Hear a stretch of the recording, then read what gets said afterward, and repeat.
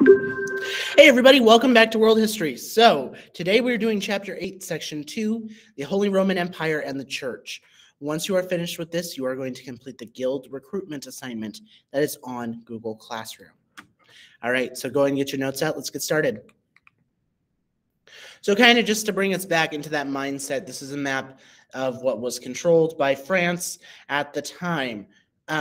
And again, remember, we talked about how the church was experiencing a great schism because we had a pope over here in Rome, and then we had one over here in Avignon, both competing for that power. So the Holy Roman Empire, which represented a bulk of modern-day Europe, mainly what would eventually become Germany, and a few other countries as well. Now, it was broken up into these smaller feudal kingdoms that were all still a part of the empire. Mainly in the area of present-day Germany, known as the Holy Roman Empire. As you can see, there's all these different kingdoms in different places all over Europe.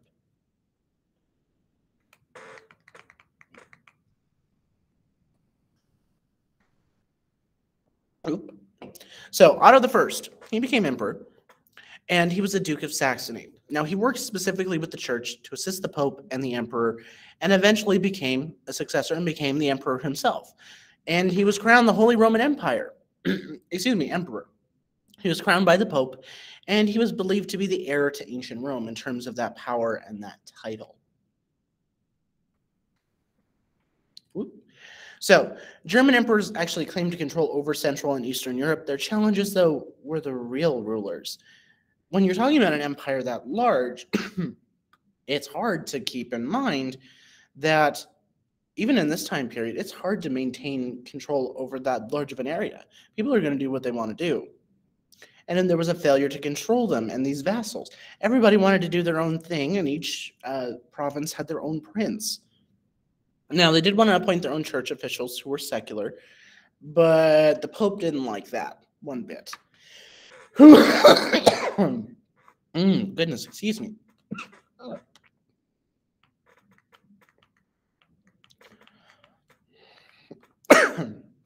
Okay. The feud between the Pope and the Emperor.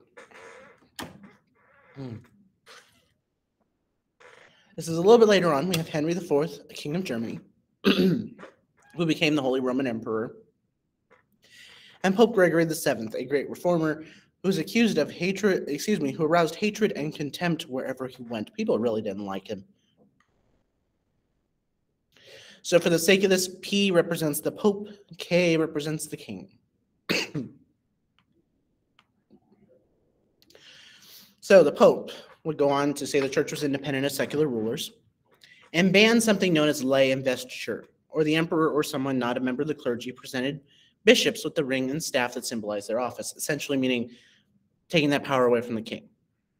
The king responded, saying he's the overlord of bishops. He's entitled to appoint or install whomever he wishes. The Pope then, in response, excommunicates, or basically banishes, the king and looks for a new emperor. The king then repents and then seeks revenge against Pope Gregory VII. So eventually we would have the Concordat of Worms, which essentially was to end all these issues.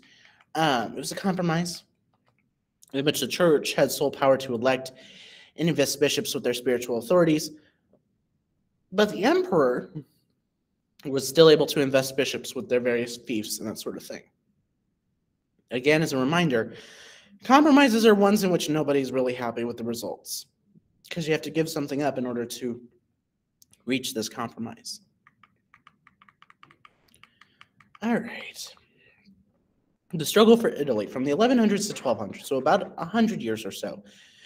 German emperors wanted to take control of Italy. Frederick I, aka Frederick Barbarossa, dreamed to build an empire from the Baltic Sea to the Adriatic Sea, so essentially from north to south, controlling a giant swath of Europe. He worked for years to bring wealthy Italian cities under his control. Frederick II, his grandson, wanted the same thing. Sadly, it never happened. It was met with a lot of resistance, mainly from the citizens of Italy and the popes themselves. They didn't want the German emperors to control Italy, or by extension, the city of Rome. So, some effects.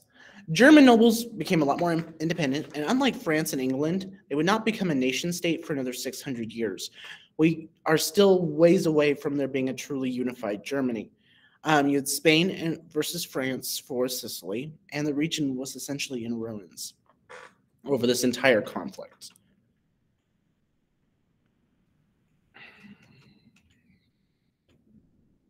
Okay, so the church reaches the peak of their political power. By 1198, Pope Innocent III had taken office, claimed supremacy, and he clashed with powerful people and usually won. People with King John and with Philip II, who led a crusade against heretics in southern France. Well, goodness, excuse me. My allergies are kicking my butt today.